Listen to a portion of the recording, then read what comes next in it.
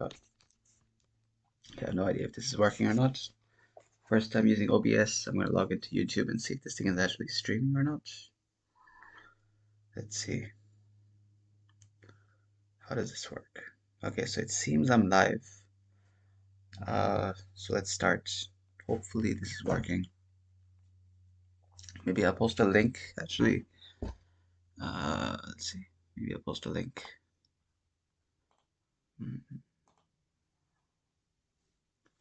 Should I go there? Should I start? Not sure. Okay. Hopefully it's still working. Never done this before. But it keeps closing the chat. How do I do this? I need the chat to stay above. Man, how do I do this? I need the chat to stay above while I close this or minimize this. But then it minimizes the chat as well. This is very strange. Shit.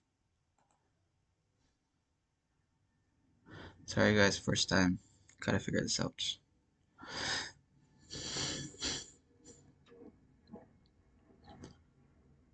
How do I do this? How do I do this? Okay.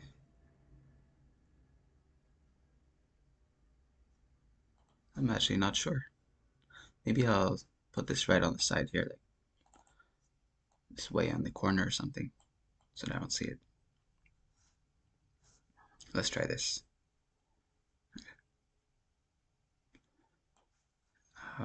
Okay, that'll help. Okay,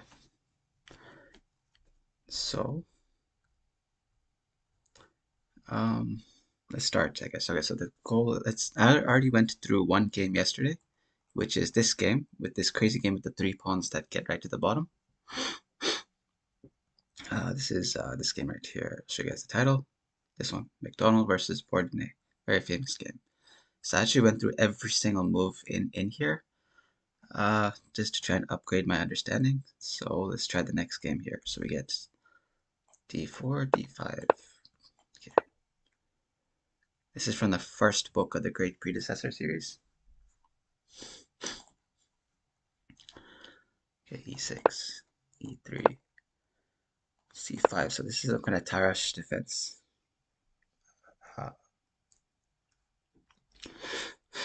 It says it's a very sound and instructive method of opening the game. Less brilliant because less hazardous than the gambits on the king side, but especially improving.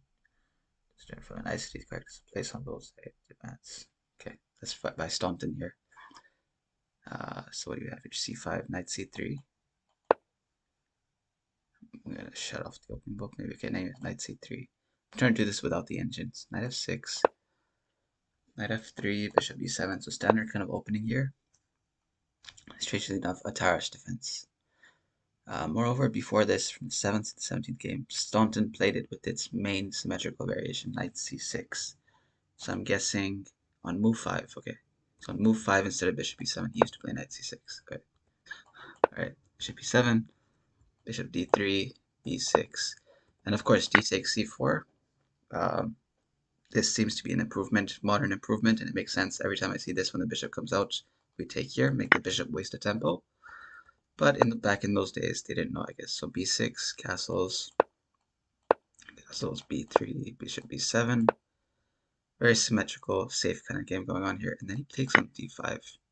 Okay, now the position on the board back here is from the central variation of the Queen's Indian defense. Okay, so he takes d5. It says a rather premature exchange provoked by a desire to block the bishop at b7. I was thinking the same thing. So, like comments I've seen before, I think it was Bobby Fischer versus Spassky, where he played c takes d5. Once the bishop comes here, like that's one way of playing this kind of thing.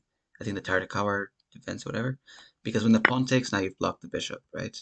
And if and black probably should be taking with pieces, I don't know, but then it gives you white kind of the center. So this is what I know, like this is the time usually to take it, but it says in the book that it's premature. Nowadays it says we play bishop b2. I'm reading this comment right here. Bishop b2, c takes d4. I'm guessing black is trying to saddle white with some hanging pawns. Let's see, knight c6, queen e2, or rook c1 would have been played. Okay. However, it's hard to condemn seriously the opening and middle game of this game. The players were proceeding through virgin territory into China. Okay, so they didn't know much better. Okay, so like that's how white would have played these days. Is just develop the bishop and keep the tension, I guess. But he took prematurely, trying to block the bishop. What did black take? He did take back with the pawn. So, oops. So you see that white has achieved this. He's blocked the bishop. Okay, queen now. Queen c2, and it says the queen is misplaced here. Either bishop b2 or queen e2 is better. And that makes sense because when the rook comes here, the queen's gonna find itself being harassed there. So go back. There's queen c2, knight c6, a3. So of course, if white allowed knight b4, it gets the trade-off from the bishop for the knight. That would not be so good for white. White wants to keep that bishop, so a3, and then a6. It says a superfluous move, and I guess it makes sense because it's not like white is threatening to go there to b5 anytime soon. So it's like, what is that move doing? It says instead of this rook c8. That makes a lot of sense. You bring the rook on vis-a-vis the queen there, and then let's say bishop f5. Of course, black has to anticipate that this would come. And is black really going to play rook c7? Let's check here. Did not appeal to black. Then okay. If this did not appeal to black, yeah, that would be rough because like if you go here, this knight b5. So okay, so what the book is saying is that this is probably why black did not choose rook c8, despite it being such a natural good move to play, logical move to play, because he was probably worried about bishop f5, and then the rook has to go off this line. You can't just stay on there with rook c7 because I guess knight b4 is there. But it's saying if black did not want to play this, go into this, then he still had c takes d4 first. This was better than what black ended up playing with a6, because at least this is not a superfluous move. Okay. Anyways, a6. And then we have rook d1. This makes sense. Oh, but hold on. There's a dubious annotation here. Question mark and exclamation mark. It says more logical was dc5, bc5, and knight a4. Okay. So we're hammering on this. I'm guessing black still wants to play rook c8. And now bishop f5 wouldn't be such a threat because rook c7. But let's check here. Knight a4. Besieging the hanging pawns, right? These are hanging pawns. And right, this is the variation gives rook c8. And then white would have to play queen e2, correcting his slight error, it says, of misplacing the queen on c2. And this is, I guess, how white. This was more logical for white. Although I'm surprised. Like, why not bishop f5 here? Right, because rook c7. Okay. So that was black would play that. Okay. Anyways, going back here, that was how white should have continued. He played rook d1, but why give it a dubious annotation when this move makes perfect sense? That's what I'm wondering. Probably because what black played next. So he played c takes, and I think the idea is that when e takes, now this rook is not doing much there. Like if you're gonna put the rook there, you're anticipating that this line will open up, and here it's not gonna open up. So maybe that rook d1 was not a good square. Then we have h6, of course, getting off this line, preventing the enemy bishop from going to g5 and freeing the knight from having to defend the h7 pawn. Okay, so by playing h6, now this knight doesn't need to stay there and guard h7, and it also prevents white from playing bishop g5, right? So if black didn't play this, let's say he played something else, then white could have tried bishop g5, trade the knight, and bishop takes h7 is the threat. So h6, okay, b4. Another dubious annotation, interesting. An unnecessary weakening, it says. It says bishop f4 was more solid. Although then the question becomes like, what do you do if something like this? And I suppose if you just went back, I'm not sure how you deal with this because I don't think you want to go here and have this trade going on. So, and here, I mean, there's no f5 doing this because there is pressure here. So maybe bishop e3, and at least you got to develop a piece, and the knight on h5 will probably have to go back somewhere anyways. But anyways, bishop f4 it says was better. b4 it says is an unnecessary weakening. Let's see why. So black played the right move now. Bishop d6, exclam. We get, let's check the chat here very quickly. What's going on here? Okay. Now we get rook e1. So that just shows like the rook was he put it on a bad square on d1, wasn't doing anything. Rook belongs here. Okay, rook e1. b5, it says also not essential. So I guess these are kind of superfluous moves that black is playing. Guys. b5, h3, rook c8, queen b3, queen c7, bishop d2.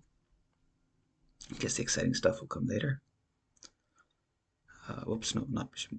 Okay, hold on, what's going on? Queen c7, bishop d2. Then he went queen b6, and to hit this, which forces now bishop e3. Okay. Now knight e7. So I'm guessing he went there because now he's got a lot of support for this square, so the knight wants to plop down on e4. So I'm guessing knight e4 is coming. White has two defenders on that square. Black has two defenders. Well, it's potentially, but yeah. So what did white do to deal with this, I wonder? Although, yeah, and if knight e4, he can't even take there because it's guarded sufficiently. So what did white play here? Did he try knight e5? I'm wondering. Okay, so he went knight e7. We have rook a c1. Now we went knight h5, and the book says it's a rather strange maneuver. I'm really curious what happens after knight e4.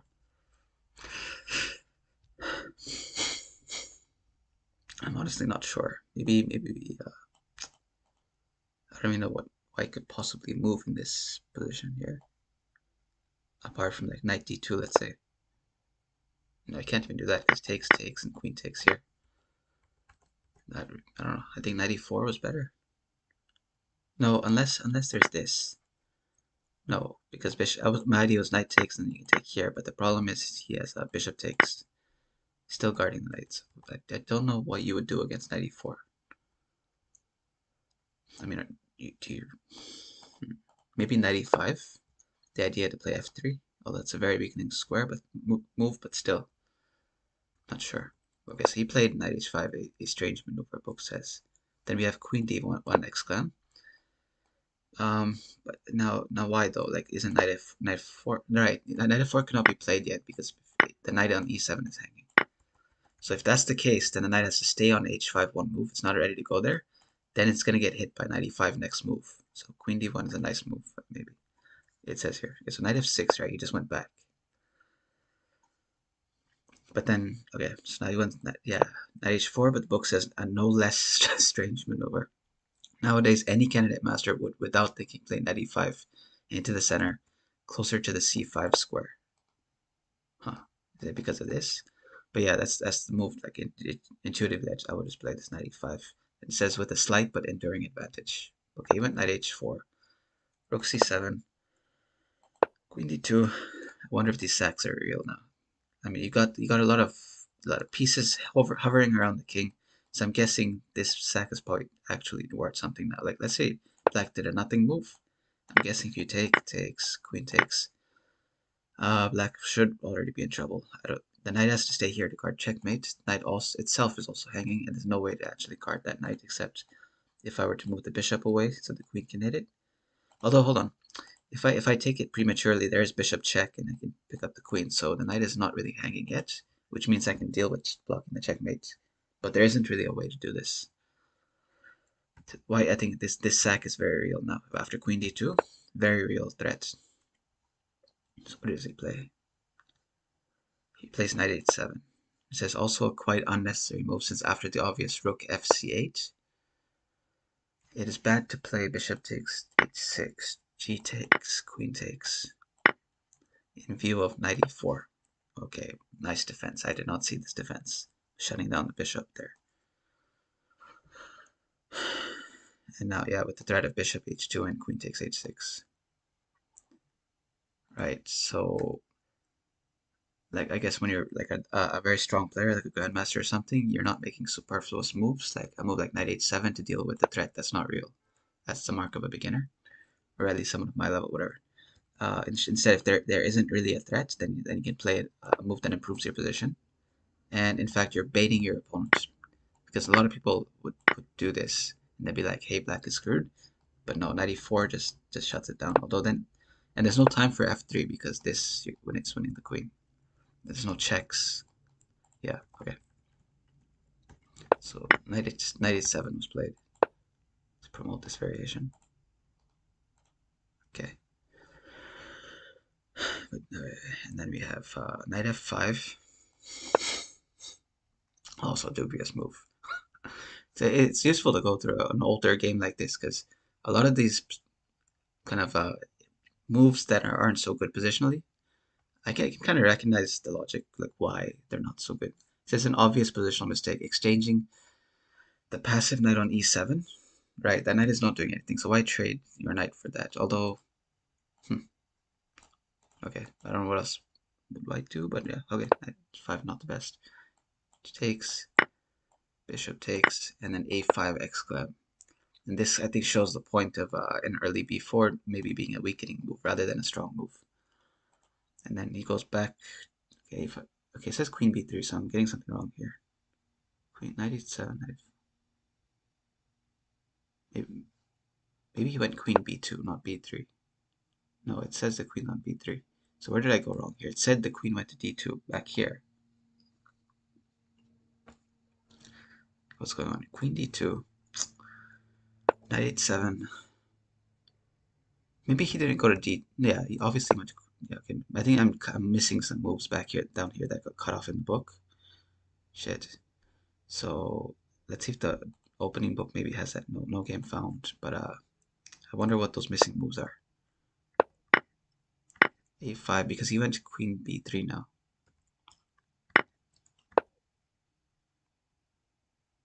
But let's look at the pictures. Did black insert any move here that I don't have on my board?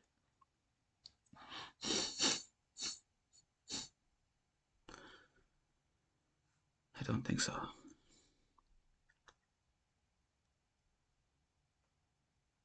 How does the queen end up on b3? But okay, let's just get it there anyways. We'll fix it later.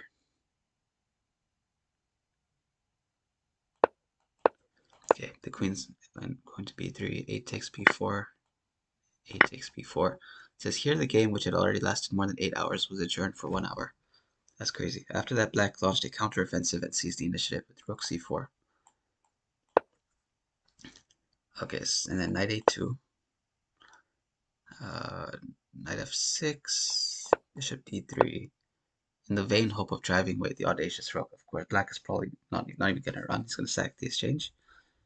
But I wonder how worth it that is. So I'm guessing queen c6 was probably, yeah, it does say queen c6. Makes sense, because now when he takes, you've opened this up. And but it makes you question, like, why can't you just stop it with f3? Right, because this queen is hit. That would be game over. So queen c6, bishop is not really threatening to take. Okay, but it makes you wonder also that what if he just solves the threat now, and then next move he's going to take, and your rook is stuck there? Like, what's the big idea here? So I'm not seeing, like, if white plays f3, what is black doing about that rook? Now there isn't enough compensation here. Although now I'm wondering if black could maybe try something like this. And when you take, and the idea is to put the queen on this diagonal instead, it might be pretty powerful. Like, let's say queen went somewhere. Now when you go, let's say here, now the black queen is definitely getting in. And this is going to be dangerous for, yeah, so maybe that's the idea. Let's check. I think bishop somewhere is the move, but let's try. No, he went queen c6, then he went queen b2.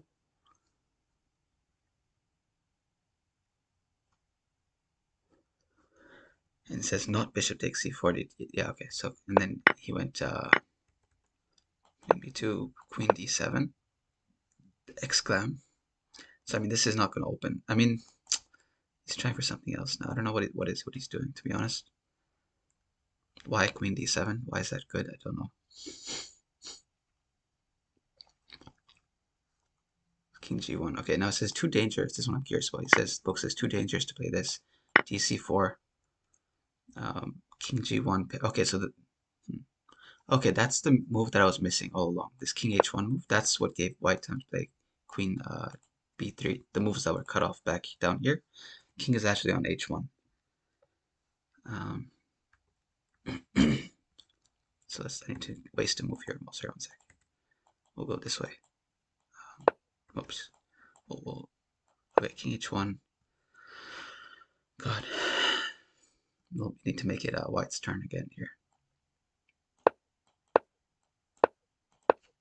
Okay, in this position, all right. White plays king g1. So queen h3 now makes sense. It was trying to take on h3 because of this pin. Makes sense. So king g1. Sorry.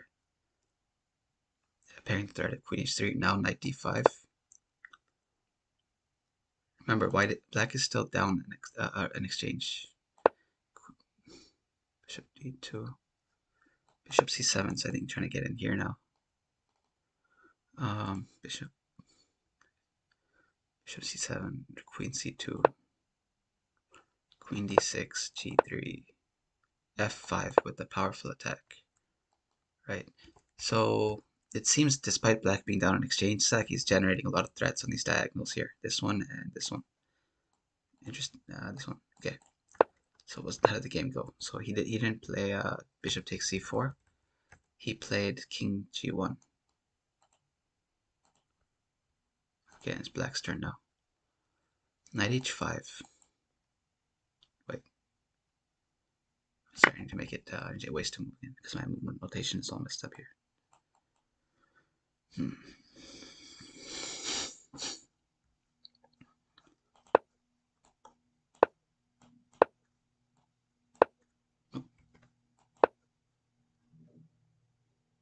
is going on here? Oh my god. I need to make it black's turn to move. Which means anyway, so in this move, black's turn to move. White just went king g1. So he goes knight h5. So it's not even okay. This is annoying. The book is that page is all cut at the bottom. Hopefully, I'm not missing. Yeah, I am missing a move there. Shit, it's gonna happen again. This is annoying. Anyway, so he went knight h5, not even thinking about retreating the rook. Although in my view, the preparation f7, f5. Okay, it gets cut there, unfortunately. In the game, I had to play f4. Nothing forced him to do so. So white played f4, I guess. I'm guessing. Yeah, and it says in the game, similar position. That was on move 34. So I'm missing 2 moves in here still. It sucks. I'm guessing the move would be rook e8. Let's just put that in. Because rook e8 is not played here, but it's in the picture. Somehow the rook gets there. No, or maybe he played f5 here. Yeah, of course he played f5 to meet it. And then I need to guess one more move for white. g3.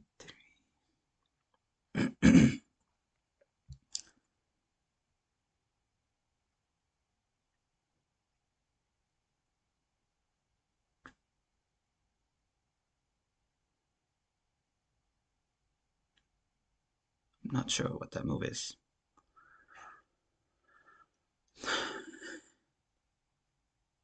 We'll get to it. Okay, so anyways, white played f4 unprovoked, I guess, kind of. He says nothing forced, or all these errors are excusable. Okay, so then knight g3. Bishop takes c4. dc4, activating the bishop. b7, queen b2. Right, so this was the queen went somewhere, obviously. Which is probably what forced black to go knight g3. I'm guessing he went queen e2 here or something. Oh, jeez. 5. I'm guessing the game went like this. And then we had, what did black play here? No, hold on. Shit.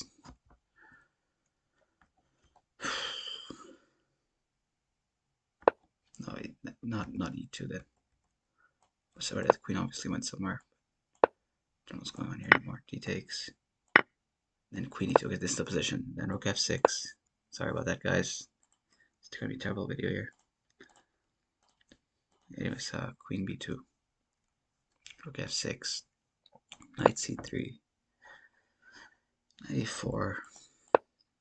So black is still down in exchange. It's like, what is his compensation? I'm not sure. Although I'm guessing g5 will come at some point. 94, rook e2, rook g6. Okay, maybe not g5. This is actually okay. It's gonna be interesting. So maybe black has compensation. I don't know. He's down an exchange. This seems strange, but black definitely has a heck of an attack.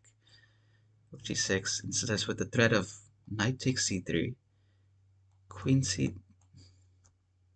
Oh jeez. With the threat of uh, knight takes c3, queen c3. Rook takes. Okay, I don't know. It's giving me a variation, but it's not even giving me a white move. This book is annoying me right now. Okay. Can I waste a move with white then? This is stupid. Let's waste a move with white. Okay, so it was black's turn to move here. I just made it black's turn to move. Then knight c3 is the threat. Now if queen c3. First of all, it says if rook c3, then queen e7. Okay, what does that even tell me? I don't know. I think because you're hitting b4 and also threatening this.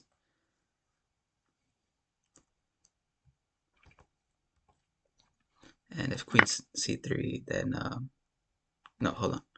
This variation keeps going. Rook c3, then queen e7, then rook. What the fuck, man? Okay, it stops there. Queen c3. Jesus Christ. Queen e7. And we have rook b2, so he's guarding this. Then rook queen e4, rook c2, and then rook g3. Yeah, black is murdering him. He's getting in now. Rook e2 and bishop takes f4, right? Because the spin. So these threats are kind of overwhelming for white to deal with. But one more thing here: if instead of rook c2, if you went queen d2, then you have e3. What the fuck? Why would he play e3? How would he play e3?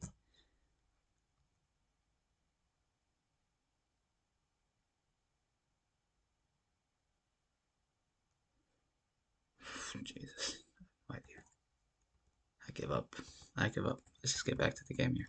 It's ridiculous. I think these are book errors or what's going on here, man. Rook e2. Rook g6. Then he goes rook d1. Returning the exchange. How is this returning the exchange?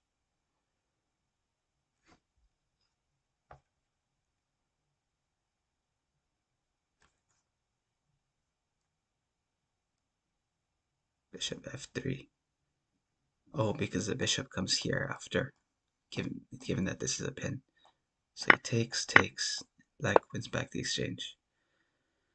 And it says recommendation queen e7 is not very successful on account of d5. So you're blocking the bishop now. That's not a resource anymore. And then when black takes, queen b2 is just unnecessarily complicated, the book says. Whatever. Bishop f3, rook de1, and black gets his exchange back, so it's a game again. It says the other rook should have been played like here, but Staunton refuted him in the magazine with bishop takes d1, rook takes d1, queen e7.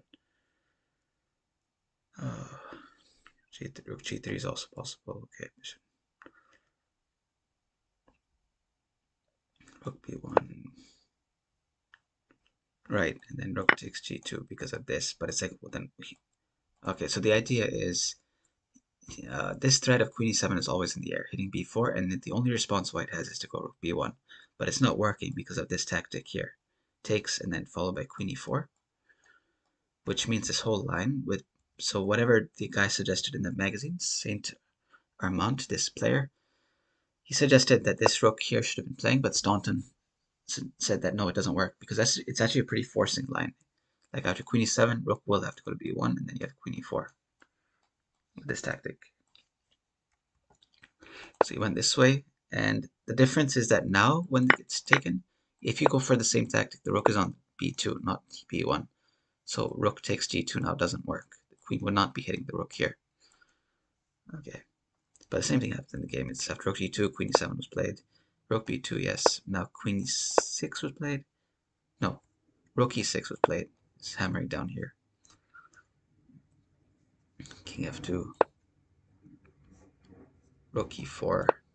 So yeah, that white definitely has a lot of weaknesses in his position. It's gonna be tough for white to hold on to everything here. This is a weakness. Actually, every single thing here is kind of a weakness. Like this and this. There's also queen h4 coming. Like this is tough already to deal with. Although I'm curious here, why can't play this? Because hey Tyler, finally got a viewer. Thanks. I'm just curious here. If you go here, why can't black just do this? But maybe white can cover the threat still. So back here, he didn't go for that. He just went queen e6. All right. And then, okay, there we're here. No, sorry, he went rook e6. Rook e6. Makes sense. So now rook e2 would probably come, but then it's going to be stuck in a pin. So you have to go king f2, and now rook e4. Right, and there's way too many threats here. Way too many threats. And then we have queen a2. Oh shit. I'm rising in the recommended. That's awesome. Yeah, no problem. I'll be here. Thanks for popping in. Okay. So somehow the position changes here. I don't have the right position. The pages keep getting cut in my book. Oh, for your level. Let's see. No, I think there's some positional manuals actually, like this one right here. I don't know if my video is showing up. The complete manual for positional chess, or even the Yusupov series, because yeah, if you go through the annotations in those manuals first, then it'll help you understand what's going on in these games. So I would recommend going through one positional manual first. Yeah. Okay. I'm not actually able to reply to the chat. This is strange. Still figuring this out. So many GMs have recommended the positive positional chess. Nice. I actually discovered it by accident. I didn't know it was actually a good book. Yeah, Yusupov is pretty dense. Yeah, for sure. Even videos that help you understand positional dynamics. Uh, even you can even use a video to. You don't need to go through a book, I think, to pick up the foundational positional knowledge. Yeah, I'll have to figure out how to answer the chat with the chat. I'm not able to type in here. This is strange. Okay, so let's keep going here. Rook e4. I have the wrong position on the board, so somehow the queen gets to a2 here. So let's keep going here with a few moves. What the heck is going on here? How did he play queen a2? It's so strange. So I have to waste some moves here. So he played rook a2 in this position. Yeah, it depends on what kind of learner you are. Like if you like videos better or books better, for sure. Then king f7. Big mistake. Oh shit. Missing the simple bishop takes f4 here. Why is this so simple? I guess, okay, so how does this work? Does this actually work? Is this even the right position? Because if bishop takes f4, then this says it's winning, but I don't get how it's winning. So it takes here. Now if you take here, so okay, so what happened is it's just a trade, right? You have a free pawn and the king is a mess. So it makes sense. So back here, he didn't do that. He played king h7, which is says king h7 is also fine, but didn't even play that. He played stories. Ashton, man, what's up? King f7, big mistake. So why is this a mistake? I have no idea. Shit. Just watching these guys bungle around making mistakes every second move, but it's very instructional. King f7, g3. White is forced to open a way into his position for the black queen. What? Is he gonna play g5 or something? What's going on here? No. Why does it say, okay, so why does it say king f7 is dubious? Probably because he's opening up his own king unnecessarily. So the book says king h7 is better. It's just a safer option. And of course, this is straight up winning. Okay. So king f7. All right, see you on Sunday, Tyler. Thanks for popping in. All right. And I'll have to ask you on Sunday, how do I answer the chat even? Do that report game. You'll have to show me that one, Ashton. I don't know that one. Uh, you can link it in the chat. I actually don't know how to answer the chat with by typing, but if you can link it in the chat. King f7, g3, queen b7. Okay, so that's what it meant by opening his position for the black queen. So like on this diagonal. And of course g3 was kind of forced because he has to deal with this kind of threat. So, but now black gets to come in this way. Makes sense. Queen a3, and then rook e8. So right, he's just opening. Now his queen can come in first, like this. Then queen c3. Dubious. It says rook e1 is more tenacious. And I think because he has to cover this square. After queen c3, there's queen h1. Yeah, that's just game. That's game over, utterly. So rook e1 was more tenacious for sure. But he played queen c3. And right, queen h1 comes on the board. You're not watching the candidates? I should be. I totally should be watching the candidates. I'm actually going to check out the games. I was really sad to see Ding Laren lose. He's my favorite player. Uh, OBS Studio Guide on YouTube. Yeah, I need to watch how to use this software. First time using it. Okay, so queen h1, h4. He's trying to deal, but now the queen is totally in. This looks like a mess. Still, how would I execute this over the board? I'm not sure. Um, how are you crashing through here? I'm not sure. Maybe after this, g3 is dropping. King f3, but then you're still not making progress here. How are you? So h4, he plays g5, right? You have to open something. Right. Which makes you wonder, would the king have been safer on h7 instead of going to f7? So g5, queen e1. Okay, so now we want to avoid the trade most likely. So yes, he goes queen h2, king f1, queen h3, king g1, and then queen g4, right? So this whole foray itself did not achieve anything except, but it was very like necessary to reroute the queen over to the queen side, the king side, and it provoked all these threats, provoked all these weakening concessions. So now he's ready. This is just a disaster for whites. So hg5. Oh man, this is just not good at all. Okay, hg5. Here it was already turned midnight. The game was adjourned until the following day. In a hopeless position, Saint Amand fought onto the last bullet. So last little thing going on here. So he took here this way because this is a pin. Holy crap. Takes. Queen takes e2, right? Just simplifying. We'll go through this fast now. Queen takes, rook takes, g takes h6. So this is where the technique comes in. So let's see. Yeah, of course, just easy win. c3. King f1, rook e4. I'm guessing you're actually starting to even trade sack the exchange here. Rook e4, bishop c1, king g6, d5, c2, bishop d2. Rook takes b4. Yeah, of course, bishop's overloaded. d6, rook d4, king e2, rook takes d6. Yeah, that's 3, king takes h6. What the heck? King e2, king g6. King e1 and b4 endgame. Okay, that's game. Good. So I'm trying to get through one game a day to get through this book. There's like 180 games in just this one book one. That's a lot of games. How many games are here? There are... How many games are in this book? 148. Okay. Around 148 games. It's not bad. So it's possible to get through like 2 books in a year if I did one game a year, one game a day kind of thing. Anyways, that was game 2 from this book, so we'll call it a session. Thanks, guys, for watching. And so I'm doing this because Eric Kislik, an IM coach, told me, like, or in his book, Practical Chess Logic, he says, like, you need to, or even in his chat, he told me for a few years, he was just going through as many books as he possibly could. And he told me he went through every single move in, like, those books. And it's important. Okay, the comment, let's see.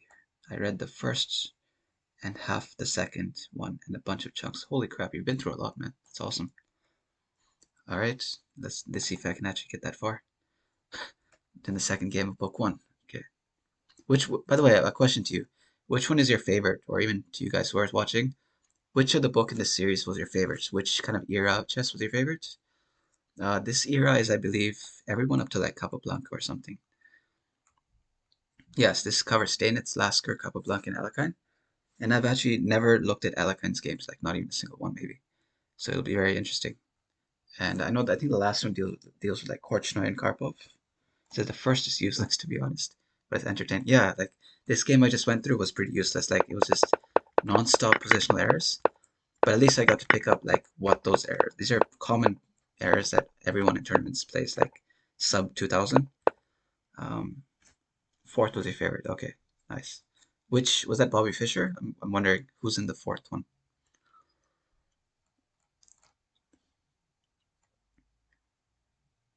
Which world champions? Okay, Fischer was pretty interesting. Yeah. The game I went through the first book in this series, was actually in this series was really awesome.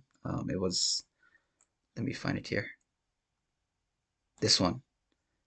I actually went through all the comments in this one. I covered it yesterday, and I actually learned a lot from this game. You probably recognize this position. Fisher was interesting. Korchnoi theories. Yeah, totally. Korchnoi I don't know what the heck he's doing. Uh, but I learned by going through this game, even in book one, I learned a lot about the theory, like why they play what they play, like knight b5 here, and why you don't play this kind of nonsense. Or yeah, still, so I'm learning a lot. All right, let's call it a day, guys. Thanks for watching. Now I gotta figure out how to end this stream. There's actually not a single stop button here. I wish there was more on Morphe in the first one. Is he even covered? Nice. Let's see here. I think I remember the end. Okay, I really don't know how to shut this down.